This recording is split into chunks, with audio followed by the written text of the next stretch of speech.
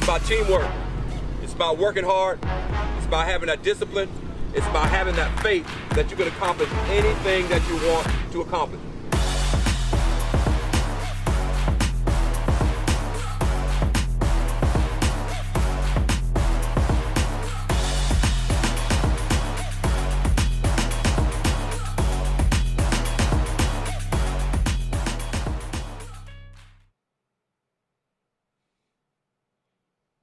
And a pleasant good evening to you and to yours, and welcome to the Brevard Sports Network's high school football preview show brought to you by Ubrzati. Good evening, everybody. I'm Alan Slaughter-Zinski. Drop your JV scores in the bottom of the screen there, and I want to send right out of the gate. You know where I'm going, right out of the gate. Let me begin by saying this.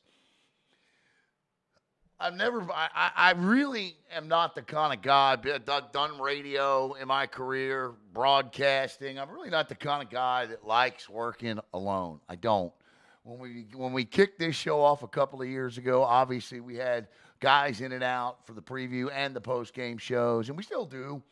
But for the most part, once Jackson became settled, Jackson Robb, he was my partner in crime for a lot of these shows. And, of course, Jackson graduates off to college, and Caleb steps right in to take his place on a lot of these things. And if you know Caleb, you know that over the course of the last 5 years, this has been a journey for him in which he has become unbelievably just so good at this. And so it feels extremely weird to be sitting here tonight before you by myself for the first time ever doing this show. So I do want to begin the show tonight with a message from Caleb, because a couple of days ago, and fresh out of surgery, and I hope you're able to hear it, but I'm going to put the microphone up to the computer. Caleb's got a long haul. I cannot thank the community enough for the response, the GoFundMe, all of it. Caleb's trek through rehabilitation is going to be an extremely, extremely long and difficult one. I can't stress that enough. We talked to the doctors today. The good news is Caleb could be home early to the middle part of next week, and that's a great, great thing. The downside of that situation is Caleb's going to require constant rehabilitation care, physical therapy, all of it. So by continuing to share the GoFundMe, we are at this for the long haul, and I can't thank his employer enough, Brevard Public Schools, for their help in this and what they have done. But the man himself left a message the other day out of surgery, which blew my mind. So I think it's only appropriate we begin the show tonight with a message from Caleb Brown.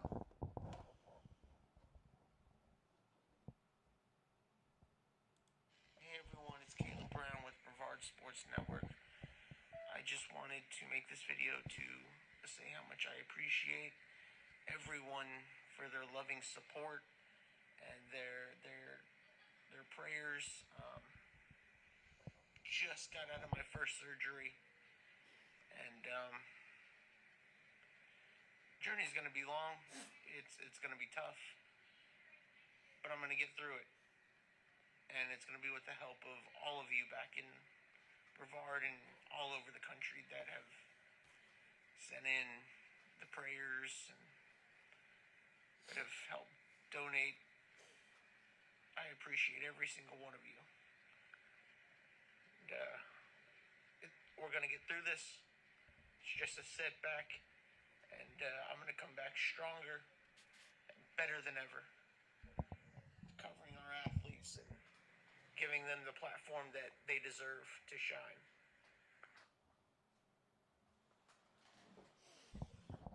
There's Caleb. A setback, he calls it. Incredible. So thank you all.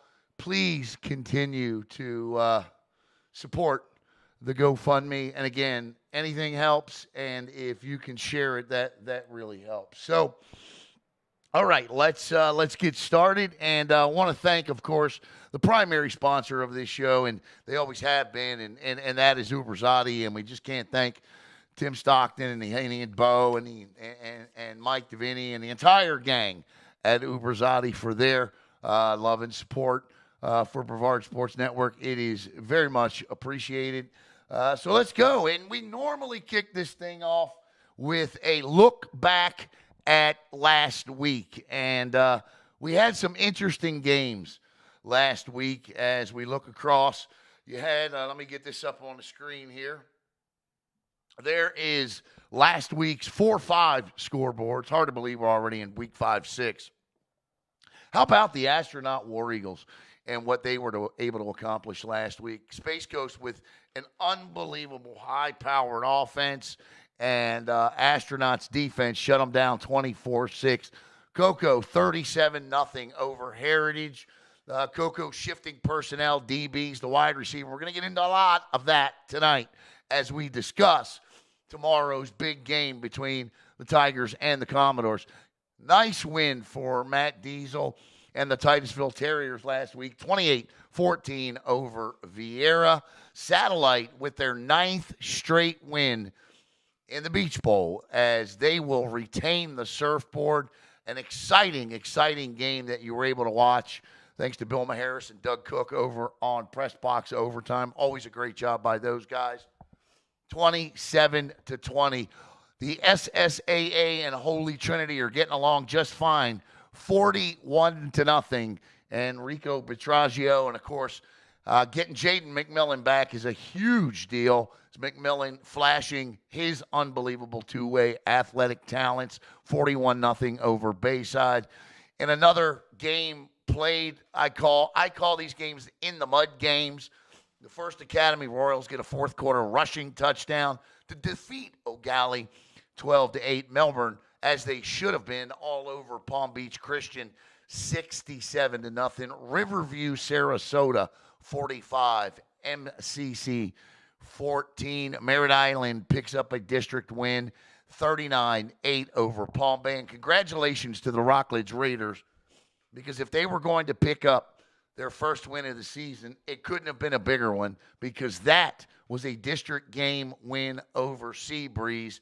And this was a game that was a slugfest, and Rockledge exploded in the second half for 37 points, and they go on to win 48-6. The Calvary Chapel Eagles defeat Eastland Christian 22-6, and Merritt Island Christian with a bye last week, and so they're going to play Donahue Catholic this week.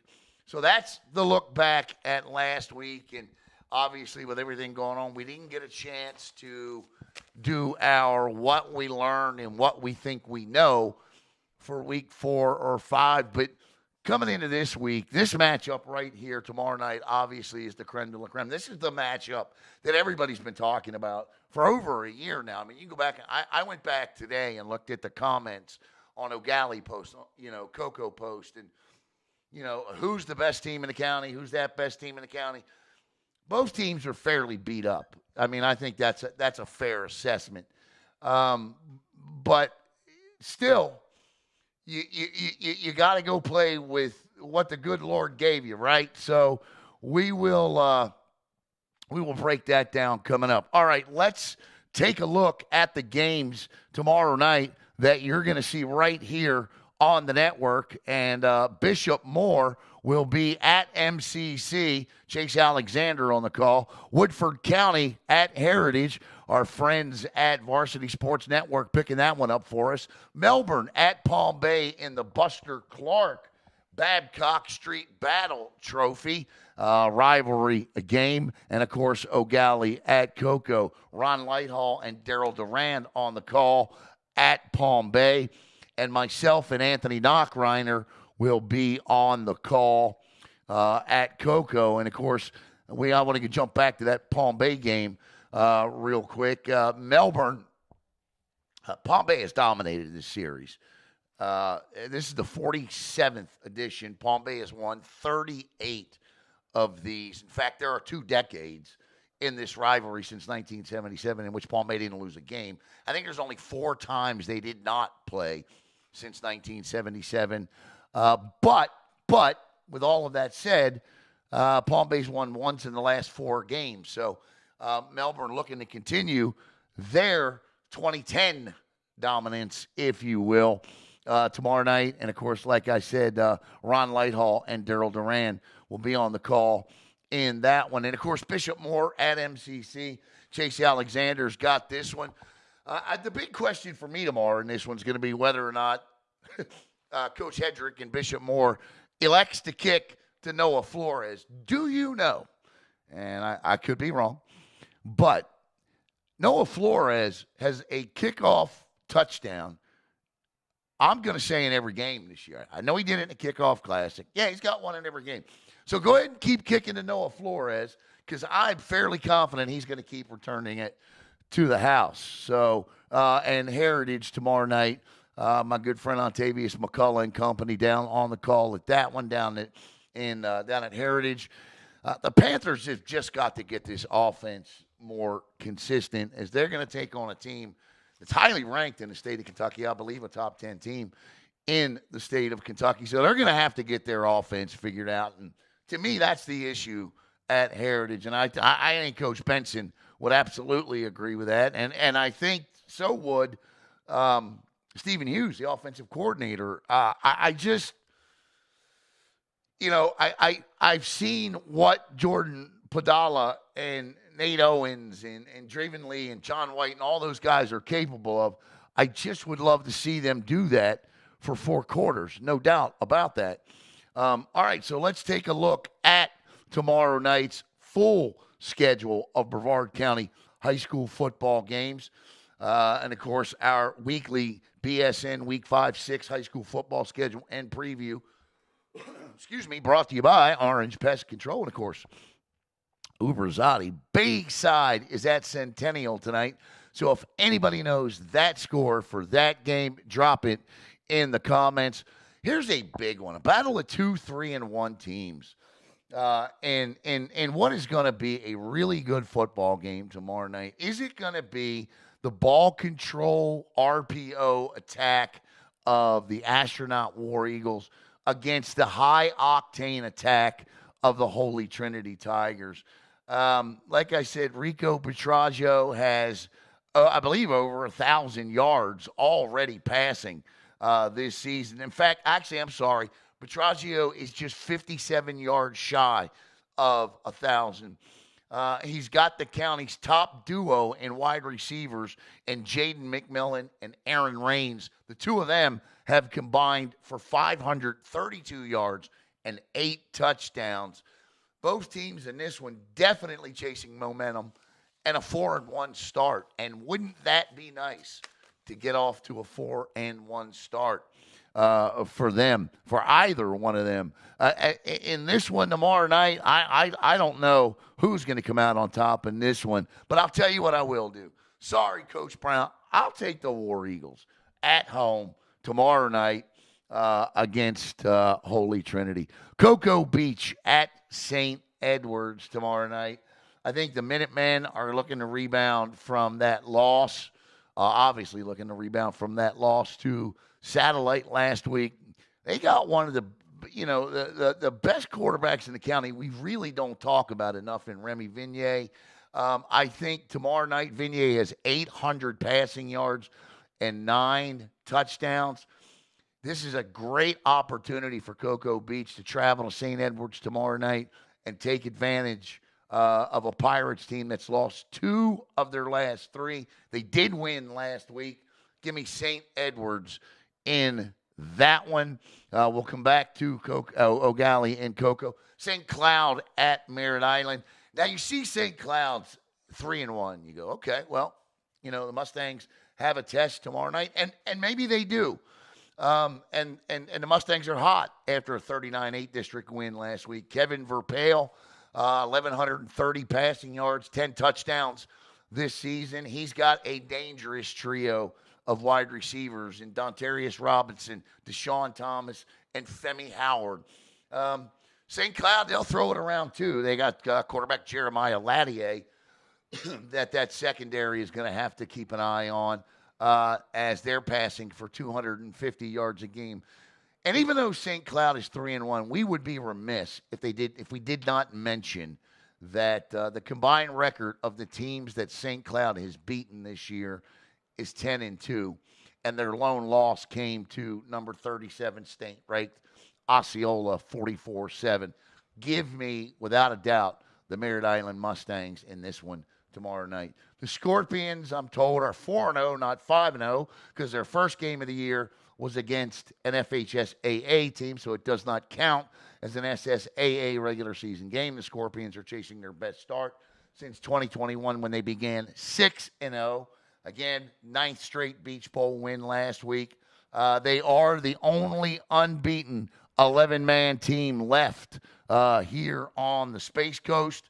And they're going to get this win tomorrow night as well. Logan Waite and Brody Grennan powering an offense right now, averaging 32 points a game. The defense is allowing just 5. Atlantic Port Orange, they're 0-4. Satellite will be 5-0.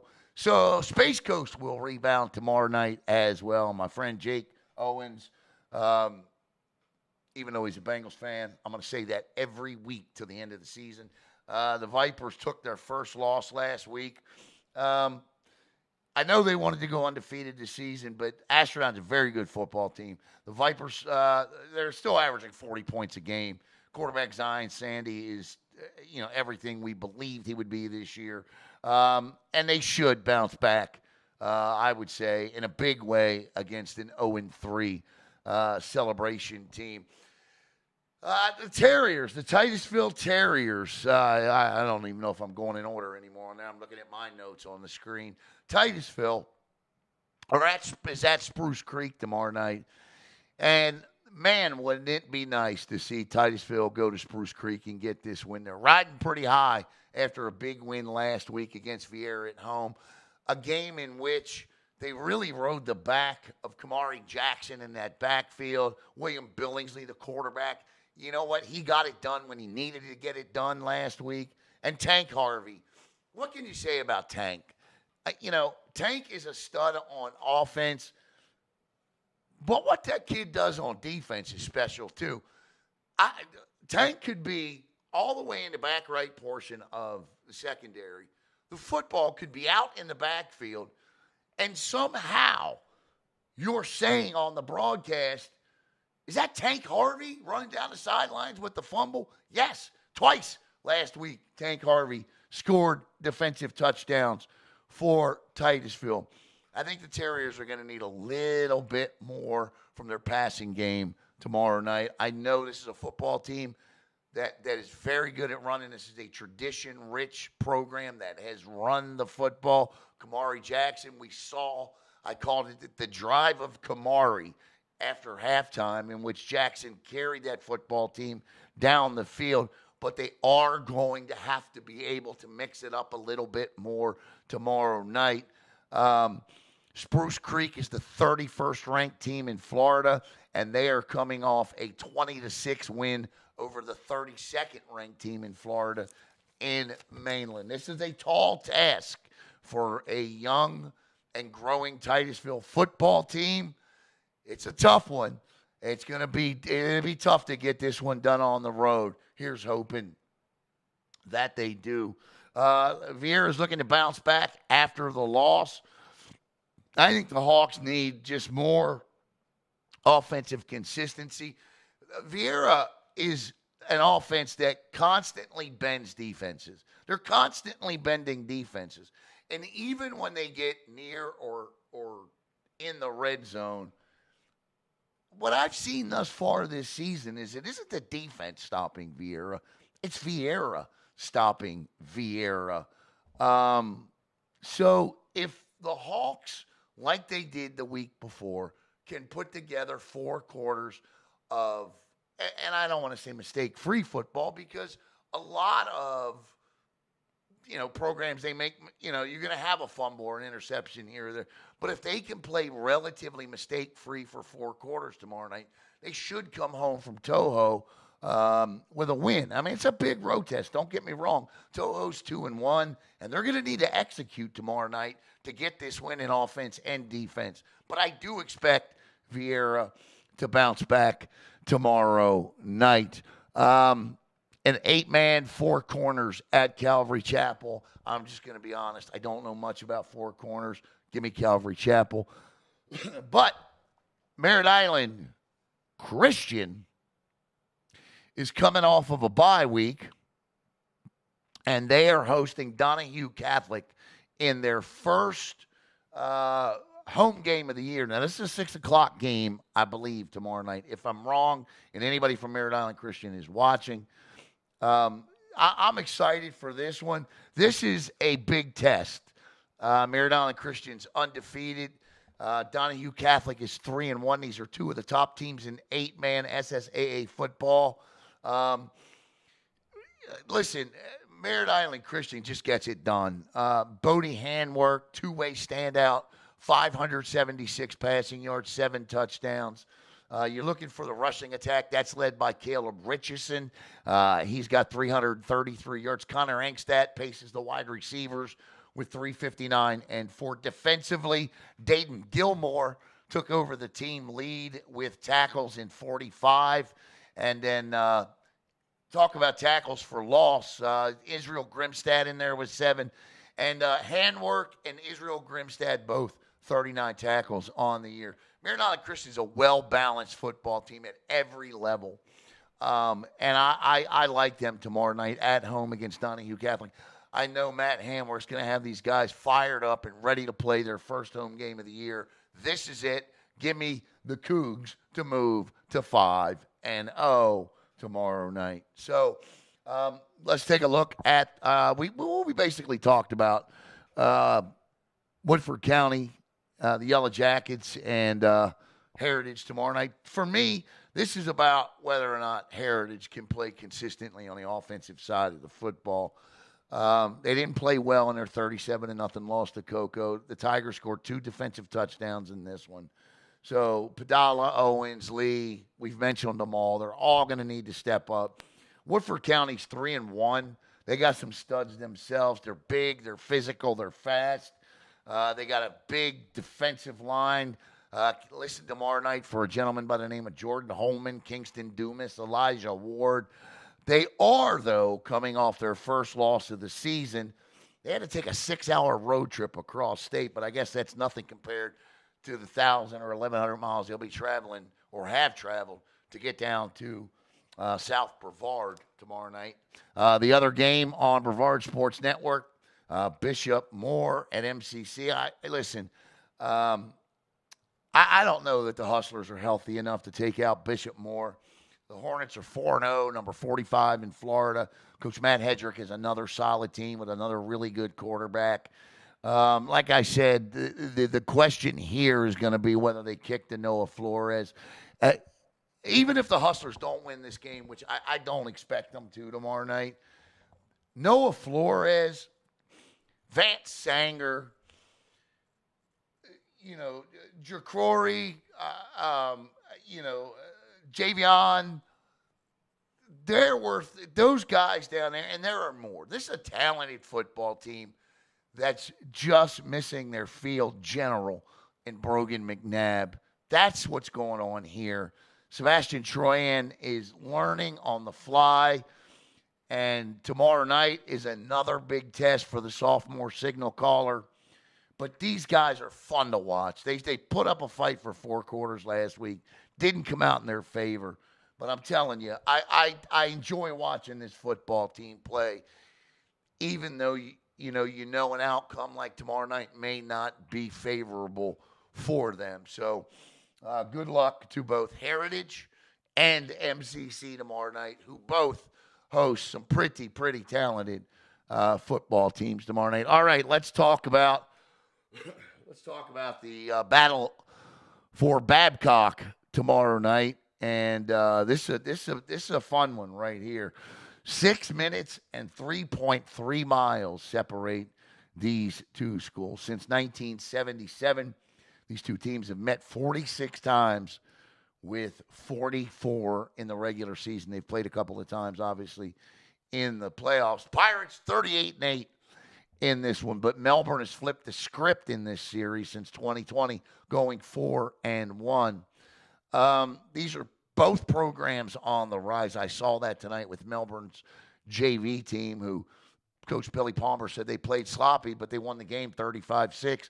When you can play sloppy and put up 35 points, that's not a bad thing. I promise you, that's not a bad thing. Melbourne, they dropped 67 points last week on a team they should have dropped 67 points.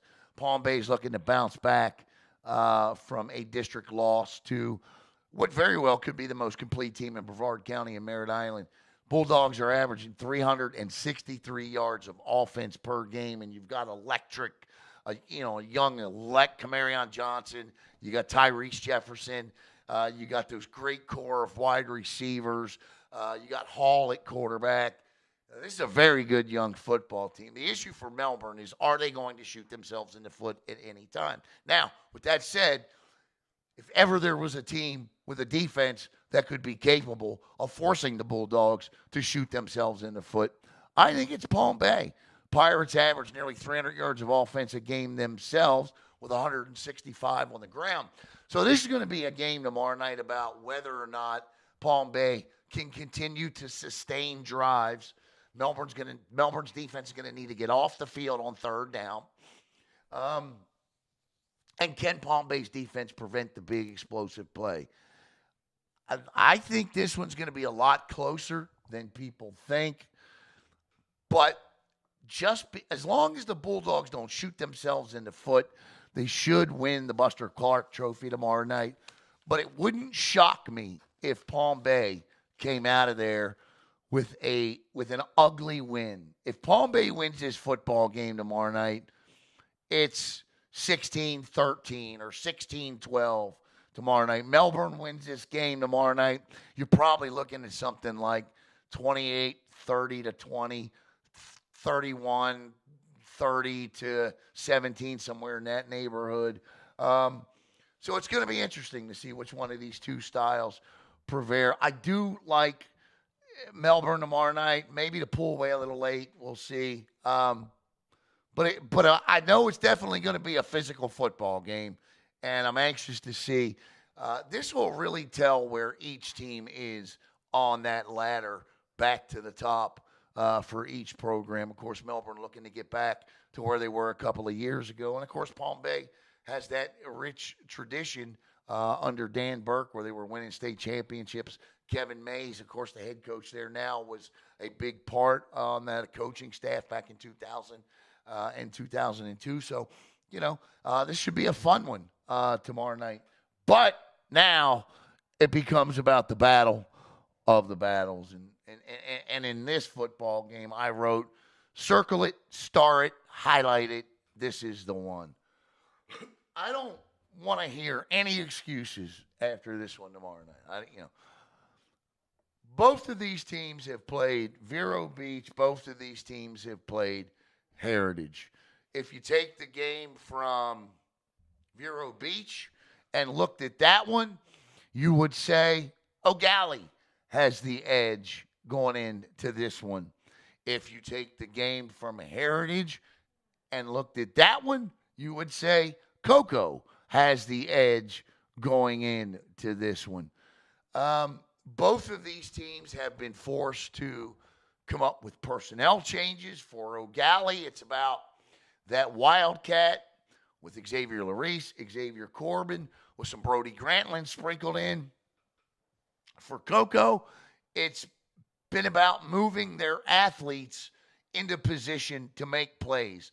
The C.J. Hesters, the O'Keefe Battles, guys like that coming over to the offensive side of the football. And it paid off. Paid off in spades last week for Cocoa. I think, I don't know whether it was Battle or whether it was Hester on the first play of the game, nearly scored an 80-plus yard touchdown last week, and I think C.J. Hester did get in. We saw quarterback Trenton Washington last week, freshman quarterback Trenton Washington last week, who connected with Tank White. We could see some more packages for him as well. And what I really like that Coco is doing is they're not just sitting back and hoping things are going to get better. They've actually gone out and done, made the personnel changes. The defense, 2 touchdowns last week, got to the quarterback, put pressure on the quarterback last week, and that's going to be huge. Because I think ultimately what this game is going to come down to tomorrow night is whose defense performs better. I'm telling you, I believe that defense and special teams are going to play big roles in this football game tomorrow night. In terms of the kicking game, Edge Coco. Keelan Gonzalez, junior kicker, I think he's got a long of 45 this year. Defensively, O'Galley's replaced 10 defensive starters. Now, look, they drug TFA through the mud last week. But it's also important to note TFA was missing their starting quarterback last week, too. That's no excuse for TFA because it's a next man up situation for programs that are 9th ranked in the state. And O'Galley didn't care. They nearly won that football game last week. And that defense is what kept them around because the offense for O'Galley last week only scored 6 points. My fear is that they aren't going to be able to throw the ball enough tomorrow night to beat the Cocoa Tigers if you're an O'Galley Commodore. I don't think the Wildcat alone for 4 quarters can put enough points on the board. So then I think it falls on the shoulders of O'Galley's defense tomorrow night. And we saw early that defense give up a couple of 7, I think it was 4 back-to-back weeks. They gave up 2 touchdowns of 70-plus yards one week, 2 touchdowns of 70-plus yards in another game. They were better for sure last week. And they have, towards the end of games, last week I know, they were tired. They were out on the field a lot. But I think this comes down to defense and special teams tomorrow night. And I think the Cocoa Tigers right now have the edge in both. So I will take the Cocoa Tigers tomorrow night at home.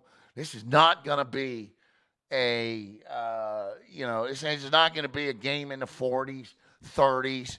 This isn't going to be if Joseph Allen and Brady Hart were lining up at quarterback. You may see something in the 50s. That's not going to be this game. These are 2 teams that are fairly banged up at the 5th game of the year. They both know and will make no excuses. They both know what's at stake. Nobody cares. This is big boy pull your pants up football tomorrow night. This is 4-county supremacy tomorrow night. This is the team that wins this football game tomorrow night will be called the best team in this county. I'm sorry. And Merritt Island's got a close eye on that because they're going to play Cocoa or play O'Galley in a couple of weeks. And they believe they beat Cocoa. So I'm telling you, in terms of what this game means tomorrow night, this entire county's been talking about this thing for 2 years. The last time these 2 teams played was in 2023, a game won by Cocoa.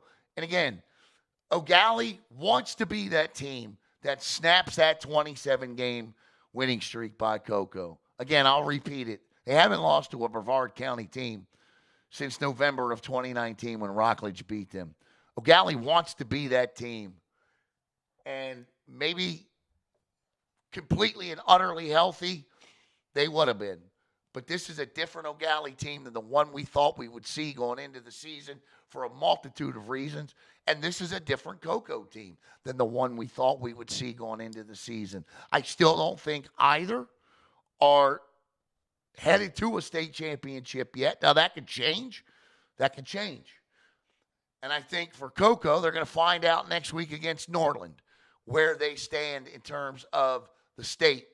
O'Galley may be able to fight their way back to a Final Four. You saw what they did against TFA. They fell just 10 points short against Vero Beach. So, still 5 weeks left in the year. And these 2 teams tomorrow night should put on while many we're hoping for an offensive explosion, I don't think it's going to be that. I think it's defense and special teams.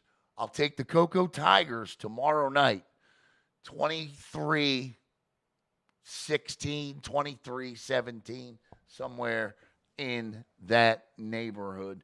All right, let's take a look one more time at the slate of games on Brevard Sports Network. And again, I apologize for the short show, but these things are difficult to do by yourself. There you saw it.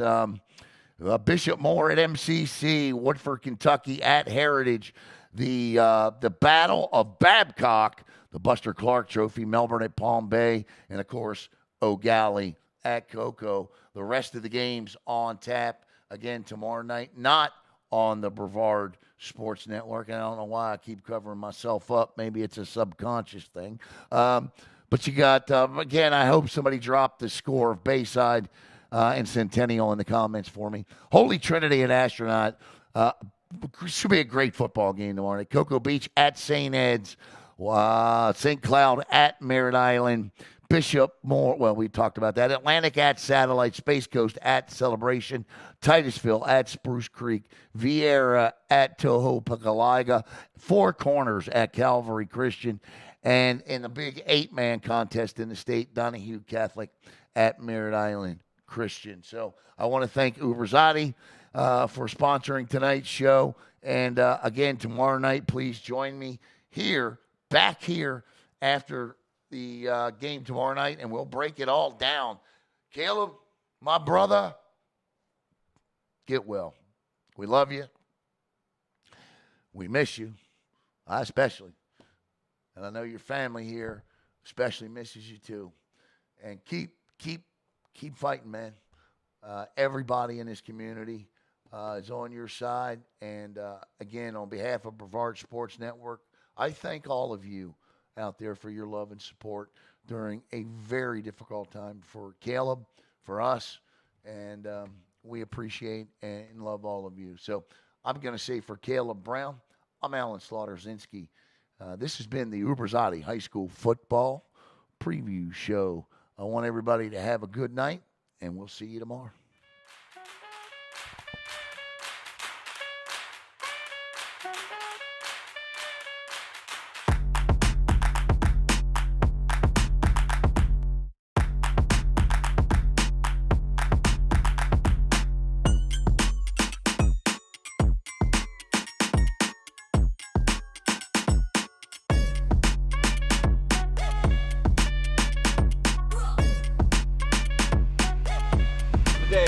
It's about teamwork. It's about working hard. It's about having that discipline. It's about having that faith that you can accomplish anything that you want to accomplish.